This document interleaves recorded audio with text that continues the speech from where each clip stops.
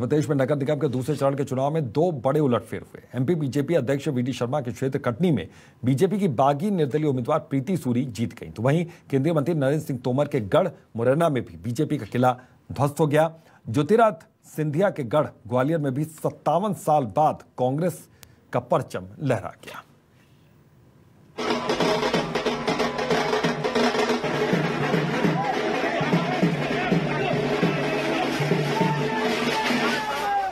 2018 विधानसभा चुनाव में हार का स्वाद चख चुकी बीजेपी के लिए 2023 में सत्ता के सिंहासन के लिए चिंता और चिंतन अब बेहद जरूरी हो गया है।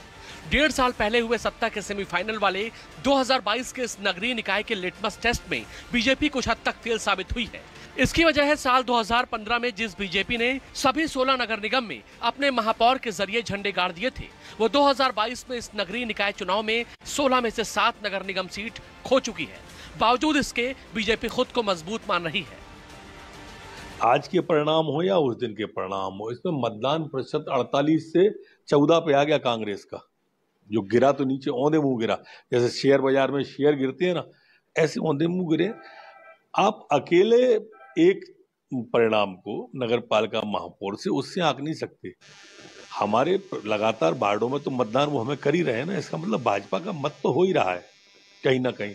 प्रत्याशी के महापौर के चयन में क्या दिक्कत है वो देखेंगे। नगरीय निकाय चुनाव में कांग्रेस के पास कुछ भी खोने के लिए नहीं था, लेकिन 5 नगर निगम पर कांग्रेस ने जीत हासिल कर खुद को मजबूत कर लिया है, जिससे एक बार फिर कांग्रेस अब आगामी विधानसभा चुनाव में जीत का दावा करने लगी है। हमारे पास कुछ नहीं था, हम सिफर में थे, हमारे 5 जीते। इसका मतलब भारतीय जनता पार्टी 7 हारी, जिसमें से 2 500 वोट से वो जीती है। ये आज आंकड़े बताते हैं। और अगर बीजेपी इसमें जश्न मनाना चाहती है, कोई चिंता नहीं। 2022 के निकाय चुनाव में जीत और हार के आंकड़ों को समझने की कोशिश करें तो मध्य प्रदेश में कुल 16 महापौर पद हैं। 2015 चुनाव में सभी पर बीजेपी का कब्जा रहा। बीजेपी को 9 सीट मिली। भोपाल, इंदौर, खंडवा, बुरहानपुर, सागर, सतना, उज्जैन, रतलाम, देवास मेयर सीट पर बीजेपी का कब्जा बरकरार रहा। कांग्रेस को 5 सीट मिली।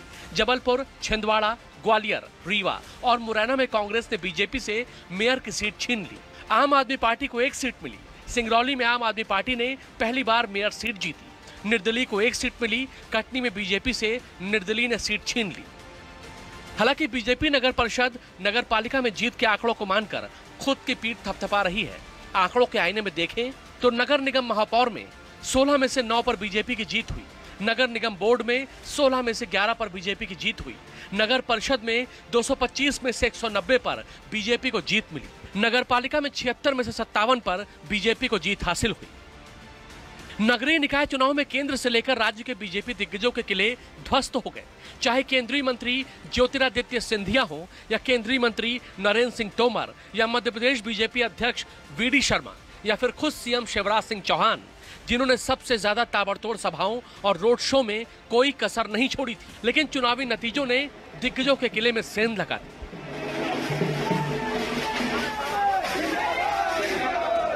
ज्योतिरादित्य सिंधिया के गढ़ ग्वालियर में 57 साल के बाद कांग्रेस ने बाजी पलटी।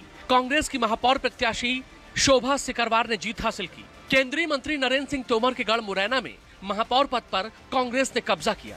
कांग्रेस की शारदा सोलंकी जीती। बीजेपी अध्यक्ष जेपी नड्डा के ससुराल जबलपुर में 18 साल के बाद महापौर पद पर कांग्रेस के महापौर प्रत्याशी जगत बहादुर जीते। कमलनाथ के गढ़ में 18 साल के बाद कांग्रेस का कमबैक हुआ। कांग्रेस के महापौर प्रत्याशी विक्रम अहाके की जीत हुई। रीवा में 24 साल बाद कांग्रेस ने बीजेपी से महापौर का पद छीन लिया। कांग्रेस के महापौर प्रत्याशी अजय मिश्रा की जीत हुई।